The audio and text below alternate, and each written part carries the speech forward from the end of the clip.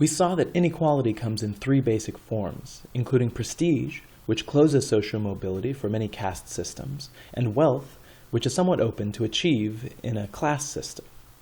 But many of the opportunities to improve your professional income and get beyond the glass ceiling of discrimination depend on the third form of inequality: power.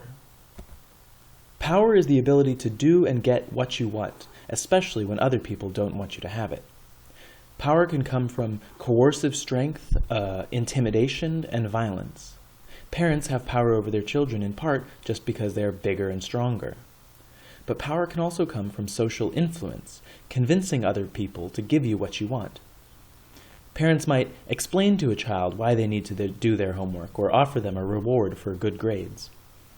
But children will often obey their parents without any social pressures, simply because they generally see their parents as a legitimate authority figure.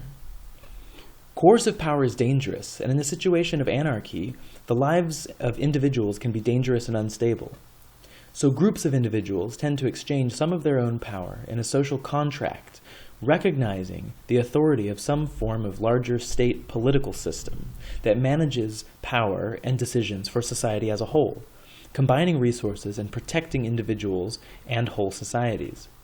This often includes authority over social controls, so we label coercive violence by the state as punishment or war, while we label violence outside of a political system as murder or terrorism. We have different reasons for giving the prestige of authority to certain individuals or institutions. Charismatic leaders influence us to follow them by convincing us of their worth. This includes both intellectual leaders whose opinions you respect, and the leaders of social movements or even revolutions who convince people to follow them into action. But personality is hard to sell, and most such leaders eventually either fall from grace, die, or institutionalize their power by claiming a right to rule in a traditional system as king or queen, or getting elected in what Weber called a rational legal system. So traditional authorities generally claim a special ascribed status, while rational legal authorities gain achieved status through bureaucratic election or promotion. Reasons for authority often overlap, as Barack Obama used his charisma to influence citizens to legally vote for him into the presidency. Rational legal authority at the state level depends on the rule of law and the institution of government, which distributes political power.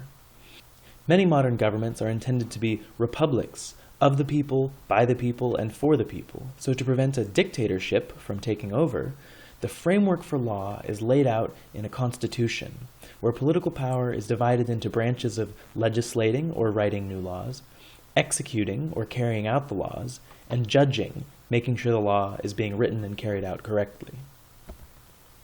The authority to write laws is so great that the legislature is divided into two houses of Congress, the Senate and the House of Representatives, who, along with the various executive offices and agencies and the judicial courts, can keep each other in line by checking the other's abuse or gaining too much power. Power is also divided in complex ways between individual cities and states, like Louisiana, and the federal United States government.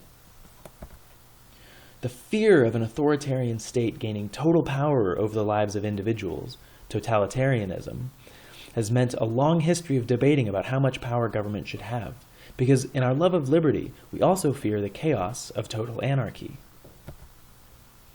Our beliefs about government power arise from our personal and cultural values, the way in which we balance progress and tradition, peace and security, equality and competition, forms our larger political ideology. We form in-groups based on our ideology, and Democrats and Republicans each claim to be on the side of liberty. The difference between them isn't really how much power government should have, but which aspects of society government should have power over. Liberal views on the left end of the spectrum allow more authority in economic issues of money and business for the sake of equal opportunity, while conservative views on the right prioritize free market competition. Social issues are more complicated, but liberal views generally prioritize progressive change and greater acceptance of deviance, while conservative views prioritize traditional norms and stronger social controls. Go far enough in either direction, and you end up with an authoritarian state. But whatever power government has, it's either held by one person, a monarchy, a small group, an oligarchy, or the majority of people, a democracy. A monarch, such as king, queen, czar, emperor, can be an autocratic dictator or have their powers limited by constitutional law and other branches of government. An oligarchy can be made up of an aristocratic caste, a plutocracy of wealth, a military junta, or a theocracy of religious leaders. The simplest form of democracy, seen in ancient Athens and Greece, is direct democracy, in which political decisions are made by the majority of citizens voting for the option they prefer.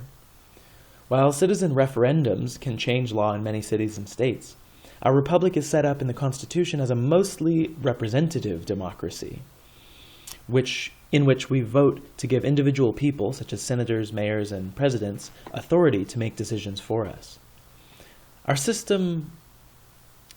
One system is not necessarily better than the others, as a majority group in a democracy may still oppress a minority, which is why we've added amendments to our Constitution to protect individual rights.